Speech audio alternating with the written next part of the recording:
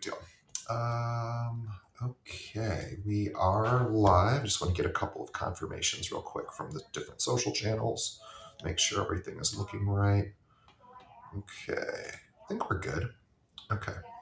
Whoops, did not mean to put that on there. Let's remove that. I don't know why that's on there. That's something to do with us. Okay, there we go. Well, all right, okay, so I'm going to jump right in. Eventually I'll put an intro to it, music, the whole thing. But for now, we'll just dive right in. I got to turn all this off, sorry. There we go. There we go. Okay. Cool. Yeah. Okay, today my guest is Kevin Van Eck with At Properties, Christie's International Real Estate here in Chicago. Let me tell you more about Kevin. As Executive Vice President of Innovation for Christie's International Real Estate, Kevin plays a central role in developing and implementing a range of programs to drive growth and success among network affiliates and agents. These include technology, agent performance, recruitment, retention, and third-party partnerships. Kevin's experience as an agent, managing broker, and agent performance coach, and his role in developing brokerage technology gives him a unique perspective that few in the industry have. A native Chicagoan, Kevin graduated from the University of Illinois, is an Army veteran, and a world traveler. Please learn more about the brands that Kevin represents, which is At Properties as well as Christie's International. To learn more, atproperties.com and Christie's Real Estate, christiesrealestate.com. Both links to those will be in the show notes. Kevin, welcome to the show. Hi, DJ. Thanks so much for having me. I'm so excited to have you on. I was just at a meeting down at the Chicago Association of Realtors for this committee I'm on, and your name, believe it or not, came up. This is not a surprise, as you are very well regarded and respected here in the Chicagoland area. But you now, represent a brand that has moved beyond just the Chicagoland area, which is really, truly impressive. So I'd love to, well, before we get to that, I want to learn about your journey. So tell me a little bit about how you got into real estate, why you got into real estate, and how you got to where you are today. Sure. And going back to what you started with, I served at the Chicago Association of Realtors for a long time. So they have a very special place in my heart. So that made me really smile when you said that. So thank you. That's very kind. I think when I got into real estate, it wasn't planned. It's really interesting. I've had sort of a career where I've hopped around quite a bit between different industries. Like you mentioned, I served in the Army. I was a paramedic. I wanted to be a trauma surgeon. And right before real estate, I was in restaurant franchising. And it was right very different from being a trauma surgeon. It's funny the path that we all take, because I don't think anyone ends up where they had predicted if you ask them at 18, right? Right. So for me, it was the beginning of the downturn, and the restaurant group that I was working with, they were starting to feel it. They were based out of California, and the downturn was impacting quite a bit. And I had a friend at the time who was in real estate and said, maybe you try it. I thought my first reaction as the market is crashing is probably not the smartest time to get in. And then I thought about it. And I thought about how, during that market would be the time to grab market share and to actually grow a business, because there were so many agents getting out of the business. And I saw an opportunity, and I was nervous, as anyone would be. I was prepared financially, but jumped into real estate, and it was interesting. I didn't know what I was doing, like most of us when we first get into real estate. And I had to learn very quickly, especially because of what was happening in the market at that time. Yeah, it's interesting. I started as a financial advisor in 2001 after that crash of the financial, or of the tech market in particular, and the stock market, and of course the events of 9/11. And in some ways, it was the best time to get started because people were exiting the business. They had been burned by their financial advisors previously, who had put a lot of their assets into the technology. And so in some ways, it was both the hardest time to get started, but also a really fortuitous time. And I imagine you probably feel the same way when you got into real estate. Agreed. I think it was, I didn't know the good times, or what people call the, early 2000s, when it was almost, I call it the Disney World of real estate. Yeah. And I didn't know that. So all I knew to do was, from 8 a.m. to 6 p.m. or longer, work, connect, prospect. And it's funny because I didn't learn, I didn't have a lot of mentorship, and I could share more about that, but I didn't have anyone really teaching me the ropes. So I learned, you probably remember this, DJ, and a website called Active Rain. And it was one Sure. of the first real estate blog sites. And they told agents just to write cards, go out to lunch, dinner, breakfast, drinks, and just see your people. And that's exactly what I did. And that's really what launched my career at the time. Yeah, it's amazing that those same principles of meet as many people as you can, connect with them, interact with them, have some sort of communication strategy so that you're sending something to them of value every so often, or having conversations of value, is really sort of the discipline that even still works just as much today as it did then. That's right. It's the basics, right? Going back to the basics. And because it's always been a relationship industry. And I don't think, you and I are both very involved in tech and trying new things. And, but that still hasn't replaced that one-to-one, that communication relationship, face to face that we have with our clients and other agents and colleagues in the industry too. I don't think it's, there's been a lot of talk over the years, and especially now with AI, about agents being replaced, but nothing replaces that relationship. Yeah, let's talk about AI. This actually came up in my committee meeting this morning. We were sort of laughing about one of our committee members is of the belief that in 10 years realtors won't be needed. This is a realtor, and he says AI is taking over. This is what's going to happen, and it was a very interesting perspective. And I don't know that he's totally wrong. I hope that he's wrong, but I don't know.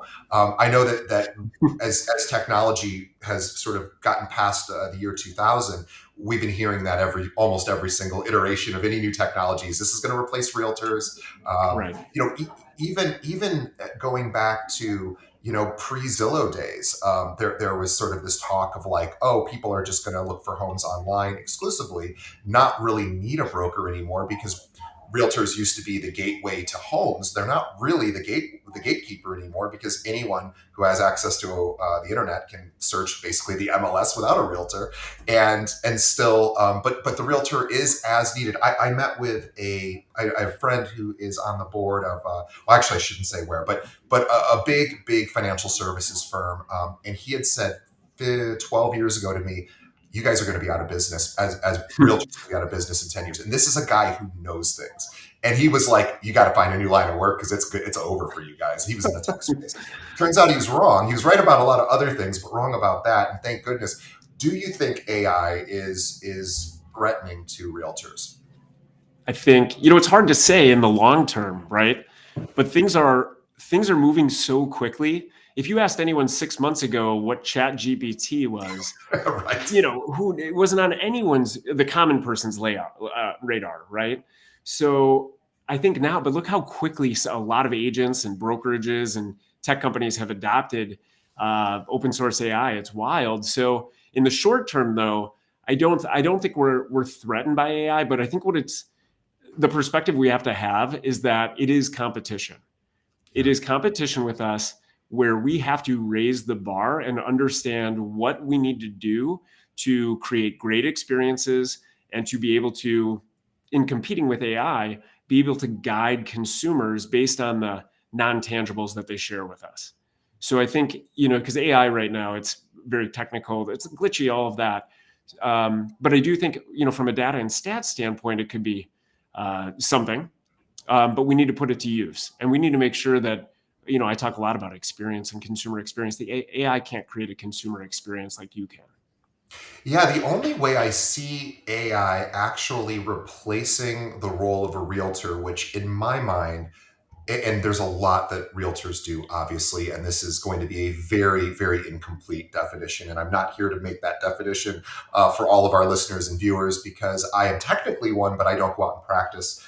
So I want to be very careful in what I'm about to say. I'm not looking to ruffle any feathers, but I believe one of the primary roles of a realtor is to really guide their clients through the emotional ups and downs of a transaction, and that if AI can somehow at some point in the future solve for that, which I don't see that, but maybe, who knows? I think then realtors have more of sort of thing to worry about. But for now, the hardest parts of the transaction are that emotional sort of regulation, that distress tolerance, the ability to be there and be present while news either is in your client's favor or against, and just understanding how to navigate through that as your client's sort of freaking out or and that's something unless AI is at some point able to really understand empathy, compassion, wisdom, experience, and be able to soothe someone and Right. help them stay regulated through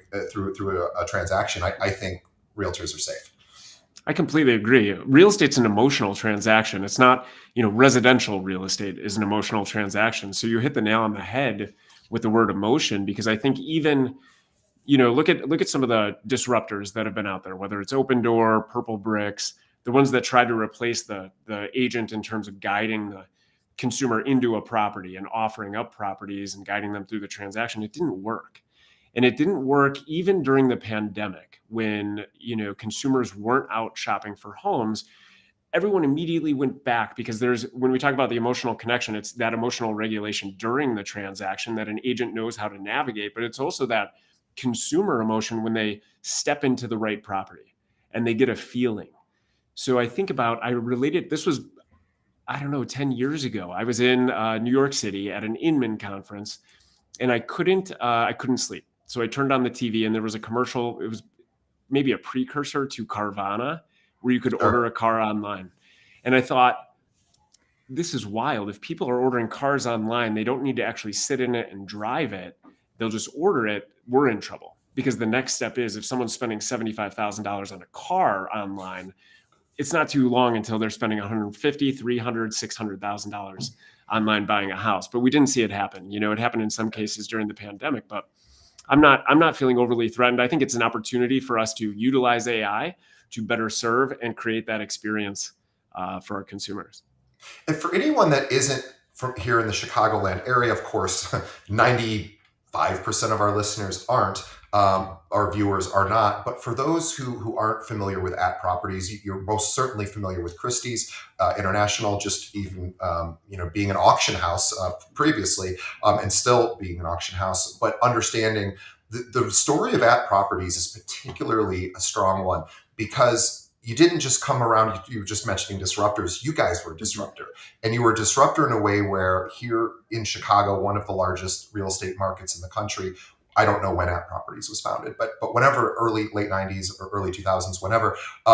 And what they did is they were an independent brokerage, and they went toe to toe with the big franchise firms and the big, large legacy firms, the ones that we all know. And we've had lots of guests on from those firms, and those are great firms too. And not only did you guys became I believe the number one independent brokerage in the country very quickly. And you basically grabbed all of the talent that was here in Chicago. They all migrated, not all, but almost all migrated to At Properties, because what you guys were building was so unique, so special. And you've continued this dominance here in Chicago ever since. And now you've partnered with Christie's, and you guys are branching out. At Properties, meaning, is branching out to other markets. Christie's, of course, is always in markets and also branching out. But this was an impressive rise. And you guys were really at the forefront of that disruption. Yeah, I think, and it's interesting too, because it wasn't, I won't say it wasn't intentional. We always had the intention to grow, and that comes from the two founders, Mike Golden and Thad Wong, and who are super intelligent people. They were the number one and number two agents in Chicago working with another brokerage when they founded At Properties. So that story is super interesting about why they founded At Properties and why they left their previous brokerage, because that's everything that At Properties had been built on, which is, agent first. If you give the agent the best tools, the best resources, the best marketing, you're going to organically attract agents. And then you're also going to be able to provide that higher level of service for your consumer, so that they're also attracted to the brand and attracted to the At Properties agent.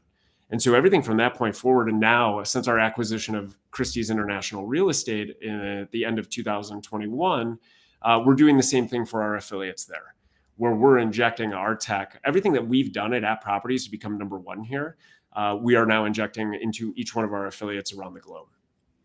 I believe I've probably had more at properties agents on the show than any other brokerage even including the larger brokerages. So it is it is a really tremendous talent pool that now other agents can participate in. And whether you're here in the Chicago area or somewhere else, there's a lot of really cool things happening with that properties Christie's International. But let's talk about sort of brokerages, because I think Sure. this is, I don't know, I'm calling this the year of recruiting only because we're seeing a lot of movement here at our company, people going in and out, people leaving the industry to join like a holding company just to sort of say I'm out for a while. But people are switching firms. There's lots of team building going on. Teams are obviously actively prospecting for more recruits. So obviously that trend is here. And this is, I think, a year where a lot of agents are just kind of exploring their options. So I'm curious to get your thoughts on, if you were an agent, or any suggestions you might have to our listeners who are agents about how they might sort of evaluate where they're at and what other avenues they should pursue. Sure. I think that's a great question, and you're right. It is the time where agents are looking.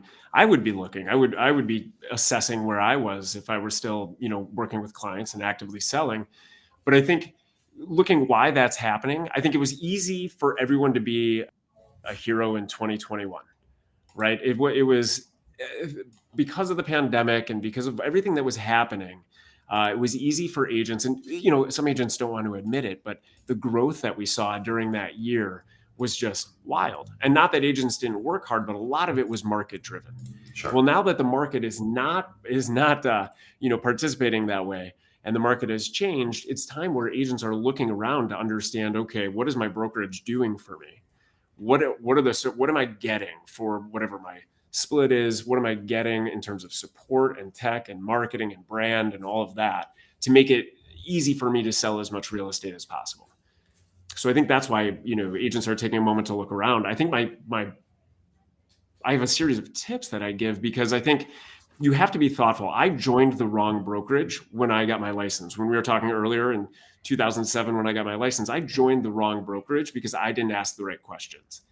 I was promised some things, they weren't delivered, which is why I was We're teaching going to call myself an those active leads, by the rating. way. We're just going to answer that he was promised leads and he was not given leads. Because that It's is the funny, I biggest wasn't. It lie was in this industry.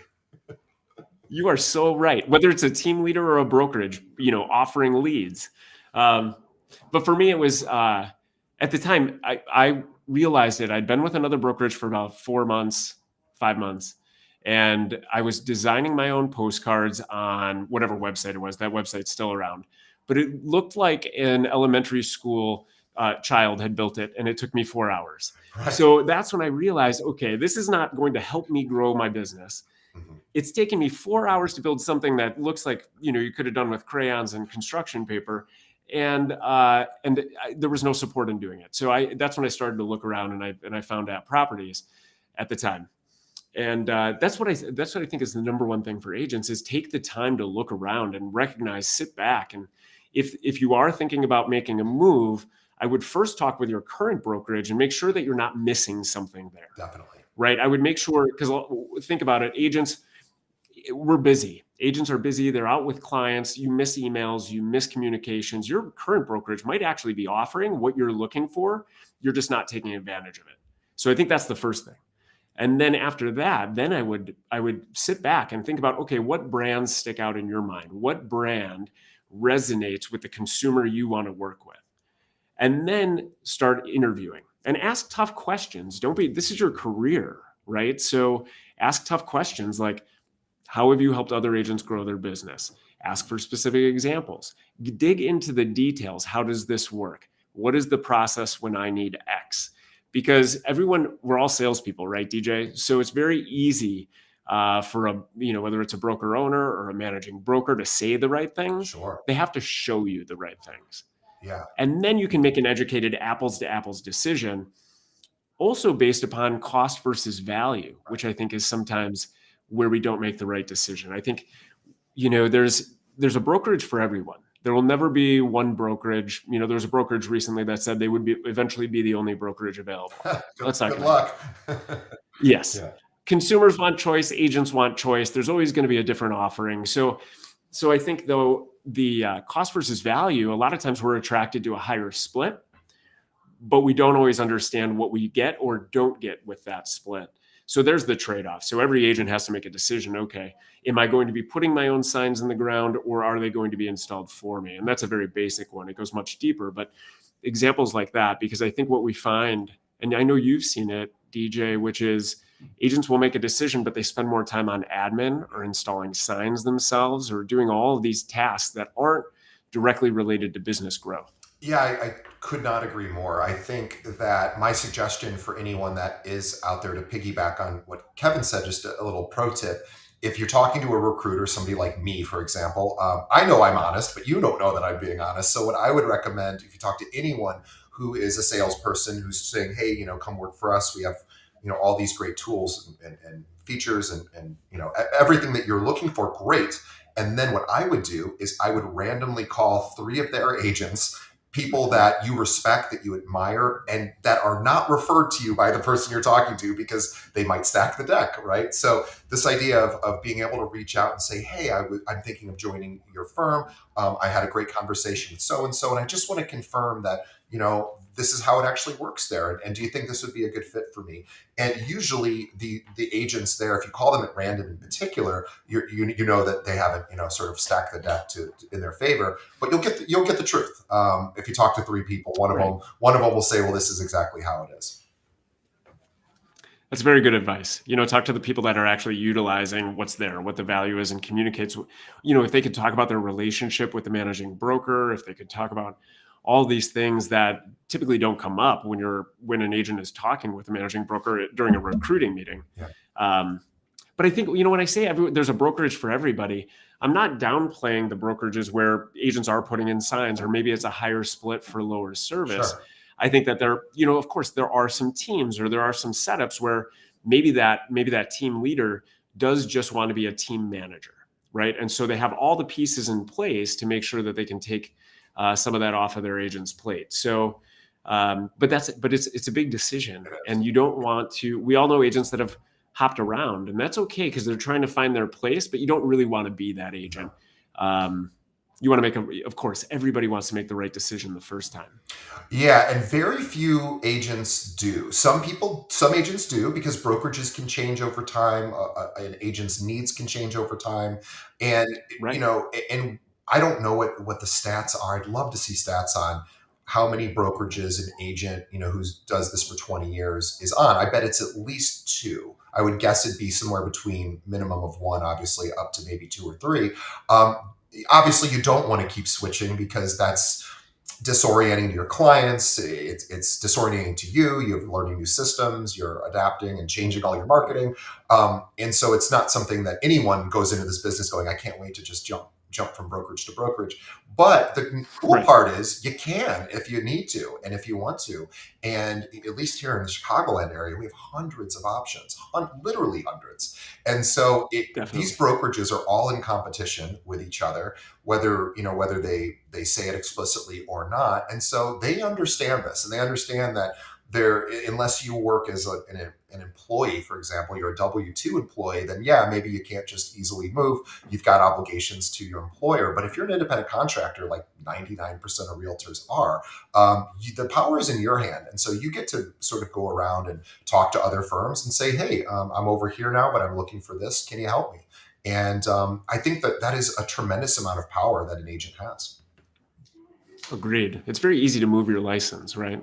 But I think that's why you're thinking through it methodical and not making an emotional decision as an agent if something happens, or if someone is wooing you with a large sum of cash, whatever that incentive might be. Sure. It's thinking through it carefully, because oftentimes the incentives aren't worth the move, aren't worth whatever they're selling. So, it's interesting. In the last few years, obviously you've seen this as well. Brokerages have been really throwing a lot of money at producing agents to attract them over, and they sign some sort of agreement that maybe it's a 1, 2, 3-year deal, whatever it might be. And a lot of brokerages were just buying up agents recently in the last several years. But these are brokerages that some of them have never been profitable. So it's very interesting to me I'm curious what's going to happen when some of those contracts come due and these agents are now free agents again and can freely move. And all of a sudden, maybe they're not getting the same split that they were promised years before, or there isn't as much cash that they're being bonused. So it's going to be a very interesting model. I know that when there's a race to the bottom that can happen with brokerages too, where you can literally just go to the brokerage that, like you were saying, that we're an example of a brokerage that is a high commission, low fee model, and yeah, we don't do all of the services that a firm like At Properties does, and we also don't charge for it, so it makes sense. And we have agents that are a better fit here, and they wouldn't likely be a good fit at your firm, and vice versa. And both can coexist, and both can coexist peacefully. And it's actually really exciting that there's all these different options for agents.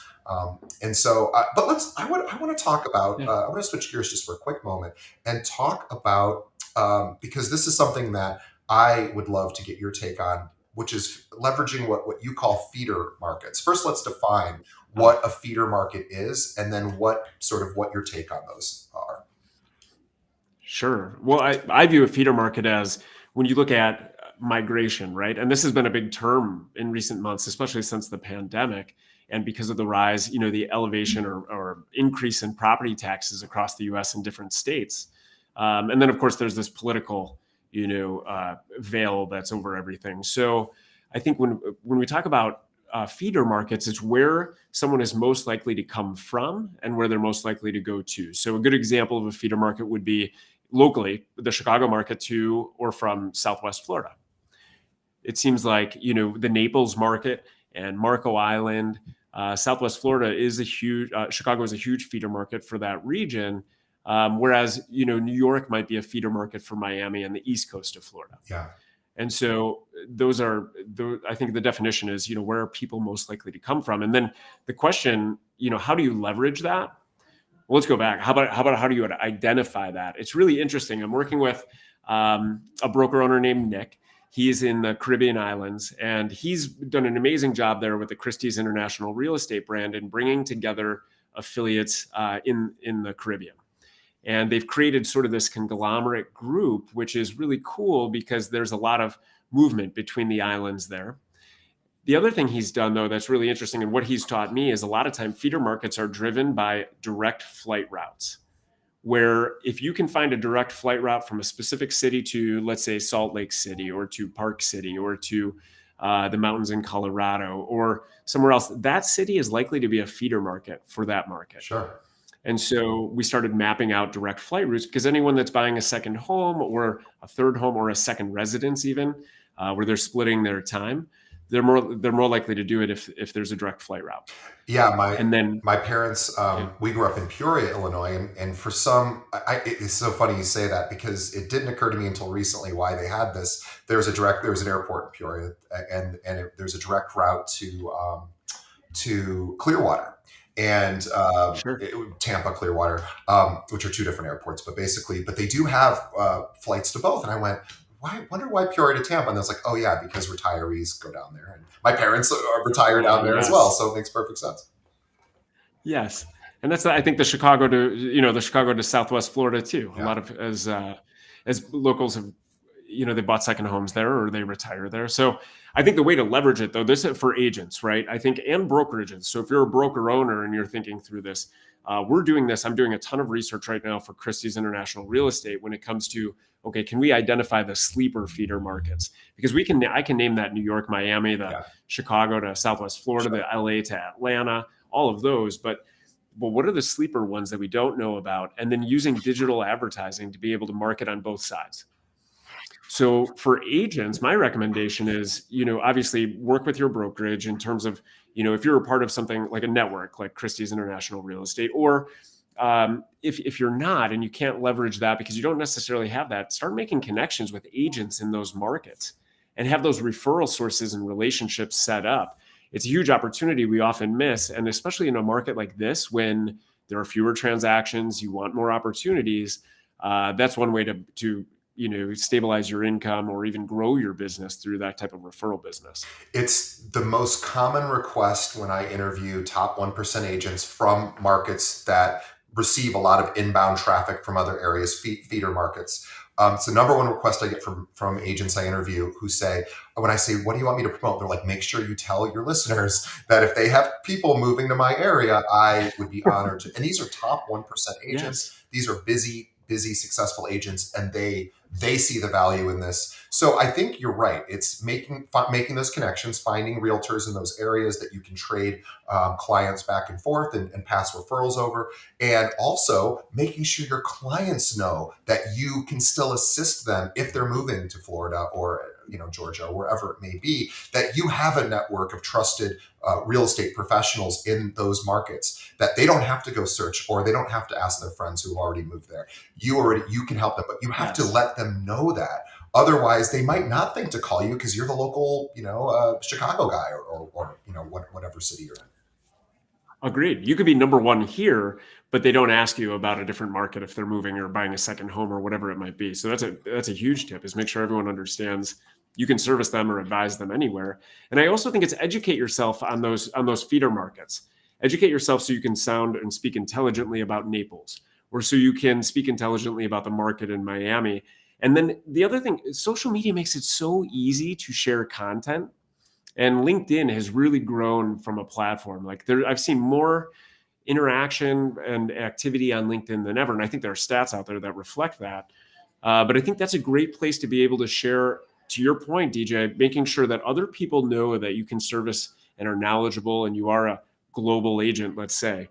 You can, through those connections you make, you can share their content so that you are showing that, okay, you're not just local in Central Illinois or in Chicago or in Southeast Wisconsin. You have the ability to service, and you're knowledgeable about the real estate market as a whole. Yeah, I think too, as you were talking about the idea of feeder markets, which I'm so glad you brought that topic up. We talk a lot about referrals, but to other markets, but not this idea of sort of being strategic in advance of the client saying, oh, I'm moving here. Can you help me find somebody? Having that information. I was thinking when you mentioned social media, creating content, if it was me, if I had a lot of clients that were nearing retirement age, just as a really simple example, and again, this is really an obvious example, so it's not necessarily something I'm coming up with uniquely, but it's something that I think you could take advantage of. Anyone listening, is do your research on where people from your market move to. Also, I would look to where places where maybe that are up and coming, like you were saying, emerging feeder markets, emerging places of retirement or second homes, and start putting out content of, hey, are you nearing retirement and thinking about maybe getting a second place or a winter vacation or just moving entirely? Here are some options that you might not know about. And again, that's not necessarily even specifically real estate related, although I mean it is, but it's Right. Unique content that provides value to people who are in that stage of life. Absolutely. And one more thing, so continuing on that, is if you know why someone is moving from, let's say, LA to Atlanta, or why somebody is moving, you can actually then speak to the value that your market brings and what you do specifically for clients coming from that market, and offer other areas that might fit. So to your point, the up and comers, I remember we have a company in Atlanta, Ansley. They're the number one luxury real estate company in Atlanta Metro. And I lived down there for a year, working with them and learning and setting them up essentially with all of our resources. And it was great. They have a second home market called Blue Ridge, and it's just it's a couple of hours north of Atlanta. And that place, it is so expensive. The affordability there has gone down because it was, especially during the pandemic, driven up by second home buyers. Well, there are plenty of other similar lakes and areas around Atlanta that someone moving might not understand or know about. So if you're truly familiar with your market and the opportunities that are there and those, I guess, the up and coming markets, you can offer more and attract those movers or migrants to your community. Yeah, I could not agree more. This is such a great conversation, as we're seeing a lot of the baby boomers are retiring, if not already retired. They are moving. This is a huge percentage of our the United States population. So we have a real opportunity here to, I mean, financial advisors have known about this for years and years, going, there's all this trillions of retirement dollars are going to be flooding the financial advisory space, and financial advisors have been trying to gobble up their percentage of market share. This is a great time to do the same thing for real estate, is really understanding who your clients are, or even maybe you don't have a lot of clients who, for example, if you want to focus on retirees that are retiring, but what you can do is learn about that, and you can go interview other agents and talk to them. And it's been my experience, and I've had so many at Properties agents on the show. Carrie McCormick comes on every single month since almost the beginning to talk about. But it's been my experience, like people like Carrie and everyone else basically who's ever been on our show, is so incredibly generous with their time, with their thought. Not every realtor is going to have time to chat with you, but if you reach out, you'd be shocked at how few, how infrequently top producers actually get asked by younger producers. Maybe they're intimidated, they're afraid, they feel like, oh, I don't want to bother so and so. This whole show has been about bothering, since we started it 6 years ago, it's been about bothering top producers and saying, would you please come on and tell our agents what you do? By the way, we're not paying you, so can you please come on and do it for free and take an hour out of your day? And you know what? I think we've only had maybe 2 or 3 no's in 6 years. Realtors tend to be especially really successful realtors. They understand the cooperative nature of this business. They understand that being of service, giving, having a little bit of that servant's heart kind of mentality, really, it sort of lights them up. So this is a great opportunity this year too, to, like, going all the way back to the beginning of the conversation, is look at the realtors in your market that you truly admire, whether you want to work at their firm or just learn from them, and take them to lunch, take them out for coffee, see if you can get 15 minutes with them, and you'd be shocked at the lessons you'd learn. Agreed. And locally, there's an agent named Tommy, and there's an agent who's a real legend in Chicago real estate named Millie. And I remember Tommy telling a story when he first got into the business, inviting out Millie for lunch. And he was nervous because he was new and she was this, huge producer. She met him. They went out for lunch and they've been friends ever since. And that was a long time ago. And I think it's true. Why do you get into real estate? Why do agents that end up being successful get into real estate? It's service. It's what you said, DJ. So whether it's service with our colleagues and helping and mentor from that way, or servicing our clients, it all comes from the same perspective and mindset. Yeah, we're so lucky that we all sort of work, well, not all of us, but most of us work independently, or maybe on a small team or a large team, but we're basically doing our own thing within that team, or maybe it's just us independently. And we have the opportunity to see what everyone else is doing independently as well, and take little bits and pieces from, obviously not taking someone else's content or someone's exact idea, but understanding how that can influence or inspire you to do more things. And there was a woman who had been sending me, I got on her mailing list. She's a realtor. I'll mention her name because she's such a lovely person, Nicole Hajdu with Dreamtown. And what she did for years before I reached out to her, is she would send an email on Wednesday of every week. This is such a brilliant thing. It's so simple, but it's brilliant. And it said, here's the fun things to do in Chicago this weekend. And it would have like 5 or 6 ideas. And I was like, that's brilliant. It had nothing to do with real estate. She never once mentioned the word real estate, but she still does this to this day. And I went, that's brilliant, because this is so much value to anyone who around Thursday or Friday go, oh shoot, I got to come up with something to do this weekend. And so I called her just out of the blue. She doesn't know me. I don't know her. I just called her. She picked up the phone, and I'm like, I just got to tell you, like, you don't know me. She's like, no, actually I do know you. I listen to your show or whatever. But I said, you don't know me, but I am so impressed by this. And then she and I have become fast friends. And it's one of those things that a lot of times these people do these really cool marketing things or branding things, and they get a lot of great results. But if it's inspiring you, reach out to them and say, like, how'd you do that? Like, how did you think to do that? You'll get so many great ideas, because you don't have to, like you were saying, you don't have to build the postcard anymore, exclusively on your own, and now we have tools to help with that, and Canva can kind of do it for you, and some AI stuff can do it for you as well. But I would talk to the agents who have the best looking marketing materials already and just say, how did you do that? And did your firm help you with that? Did you do it? Did you have a lender help? There's lots of little tips and tricks that aren't really accessible, but if you reach out to people, they will tell you. Absolutely. I think that's part of the real estate community. I think if I can go on a marketing soapbox for a second, if that's okay. I think you're talking about content. You're talking about something that very early on Nicole was doing, and I saw a lot of that from Dreamtown, where they had the top five things to do in Chicago or whatever. Yeah. What from a content perspective, we have as an agent, you have to be different, right? Because I think one of the things that I've really been talking about, and at App Properties we've been talking about, is you can't do the same thing that every other agent is doing. You can't, otherwise you appear to be a commodity when it comes to the service side. But from a marketing standpoint, it's not that attention spans have gotten shorter. Maybe they have, but that's not the point. The point is now we are being overstimulated by so many things that everything is trying to get our attention. And there's some wild stat out there about how many ads or product placements we see in any given day. It's astronomical.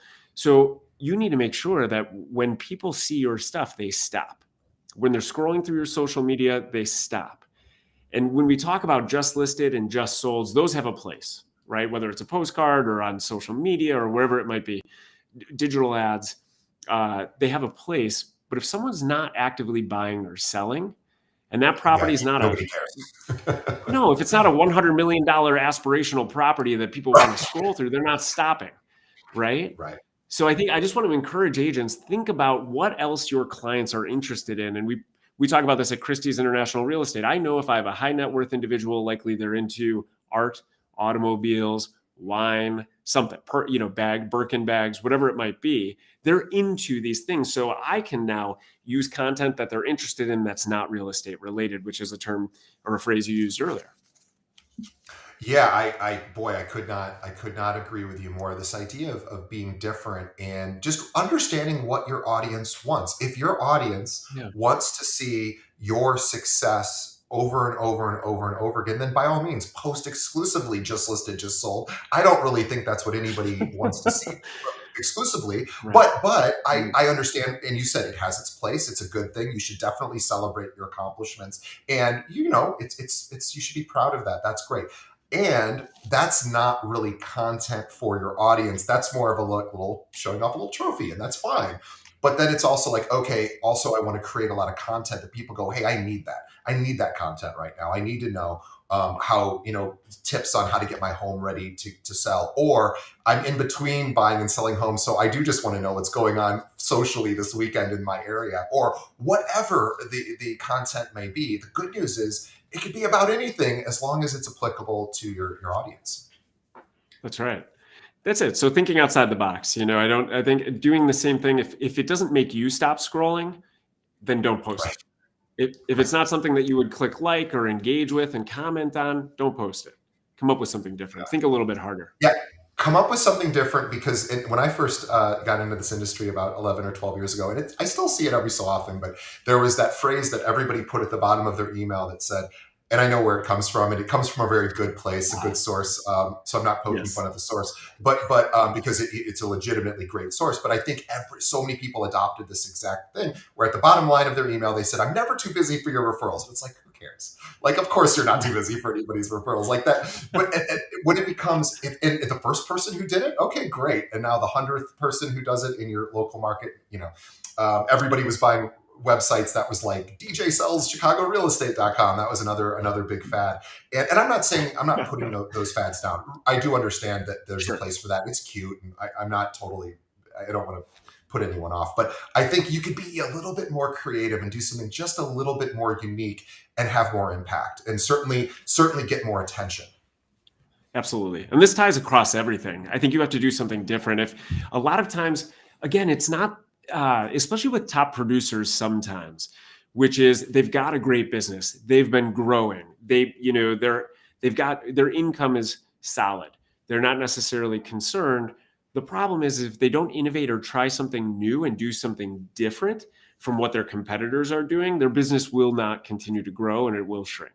So I think the idea is you have to differentiate yourself, whether it's with a physical listing presentation, whether it's with a branding book, whether it's with digital advertising that catches eyes. You have to be different. Otherwise, like I said, people are going to miss we become a commodity. we could become an industry that posts just sold, where there's just these cookie cutter homes that we're scrolling through on Instagram that doesn't really do anything for the individual agent's brand. Here's a little tip. I want to get your opinion. A little suggestion I might have, instead of just doing a just listed, just sold. Which, by the way, again, we're not saying don't do that. That's Sure. still, you should be celebrating your accomplishments. And what I think would be really fun is when you do a just listed or just sold or just went under contract or whatever the announcement might be, is also do a little video, go into the home and show a couple of Yes. cool things that are in the home. That is way more engaging than just, hey, I just sold this $1 million home. If you sell a $1 million home, I want to see the inside of this home. Show me something cool. And by the way, if it's a $200,000 home, $150,000 home, there's still something cool in that home. Yes. There's something unique, and there's a story to tell. Even if it's a 30-second story, go in with your camera and say, you're not going to believe what's inside this home. This is so cool. Or here's the best feature of what this property I just sold. That's the kind of stuff that people go, okay, cool. We like to see things like that. That's absolutely right. The word you used was story. We have to be better storytellers. Whether it's like what you're saying is, how can we tell a story about the experience we created for our buyer or our seller? Tell the story that highlights that consumer and how you made their transaction as seamless as possible. You did something that is unheard of. And it doesn't mean like 2021, everyone's posting about how their average sales price to list price ratio was 101%. Yes, everybody's was 101%, Yes. right? So that's not unique. But if you have a story to tell about a way that transaction went, and if you also have a story to help guide clients now, I think storytelling is an art we have to continue to master as agents, because whether it's helping and supporting and advising a client in how to price their home now as the market is changing, using cautionary tales, using success stories, you have to use these stories because people relate to them. And so if you can do that with your successes, to exactly what you're saying, DJ, instead of a just sold, hey, I sold this, it's more about telling a story. How was this a unique experience? Or, to your point, story about the home. Talk a little bit about the history of the home, or what that unique aspect of the home that they won't see elsewhere. And you can also talk too, I think, about the challenges that clients face throughout the buying and selling process. And I think telling those stories is incredibly valuable, because then that homeowner who might be in the middle of that process of buying or selling, and they hit a roadblock and it seems bleak and they're depressed or they're angry. Stories like this can help soothe the afflicted customer, because you can say, hey, I've been through this before. And this could be a one-to-one conversation. This could be a social media conversation. But this is something that people need to feel that they're not alone. And this is an opportunity for people to feel like, okay, other people go through this, I will be okay. So it's such a great suggestion. And this is, I think, a great place, because we covered a lot of ground here. I think it's a great place to bring this episode to an end. And I just want to sort of go over a couple of the things we talked about today as a recap, because we did cover a lot. First, obviously we talked about Kevin and his rise through At Properties and now Christie's International. We should also mention, by the way, but before I conclude all of this, that Christie's and At Properties are always looking for quality agents who are thinking that they need more from their brokerage. And this is a great opportunity. 2023, this is the year people are exploring. They would love the opportunity to see if they might be a good match for your needs as an agent. So I know you guys aren't in every single market in the country, but you're in a lot of them. And so if you have the itch to want to see what other options exist, just go to atproperties.com. Also visit christiesrealestate.com. We'll have links to those in the show notes. See if they have local offices. By the way, they're expanding too. So they are opening offices everywhere. And I'm telling you, At Properties came to Chicago against all odds and basically rose to number one very quickly under the tutelage of, as you mentioned, two very, very intelligent, great guys, but did it. And they have a lot of knowledge, and that's just a great company.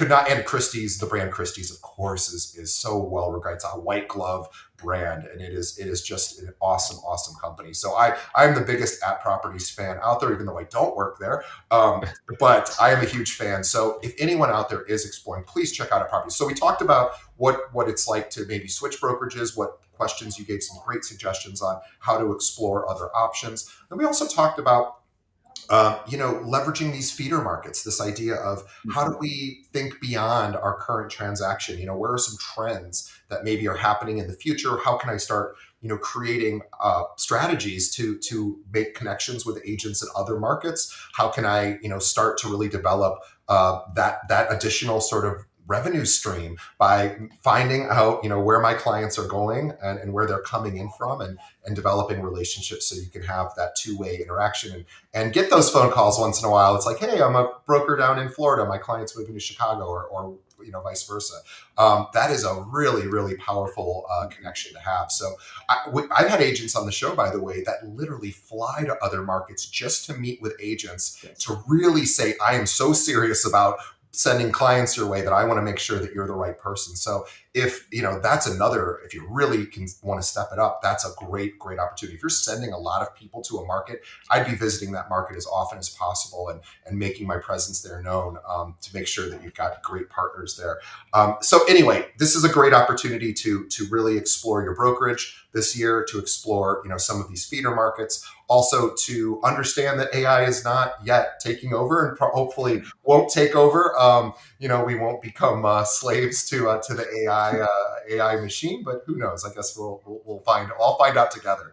But in the meantime, your jobs are safe, because the one thing AI can't quite yet do, and hopefully never can, is handle our emotions, and really give us guidance that is based on not just facts, and understanding, sort of the intricacies and the subtleties of life that are the black and white. So for everyone out there, please go visit atproperties.com, also christiesrealestate.com. Links to those in the show notes. Kevin, I am such a fan of yours. I'm so grateful that you took time out. I know how busy you are. So on behalf of our audience, we appreciate you. While we were doing this, we had the highest number of people ever watching us. I was telling Kevin ahead of time, I go, don't worry, we're recording this live, we'll broadcast it live. No one's going to watch it. There was like 30 people watching, which is incredible. So this is because of Kevin, not because of me. So this is how respected this man is.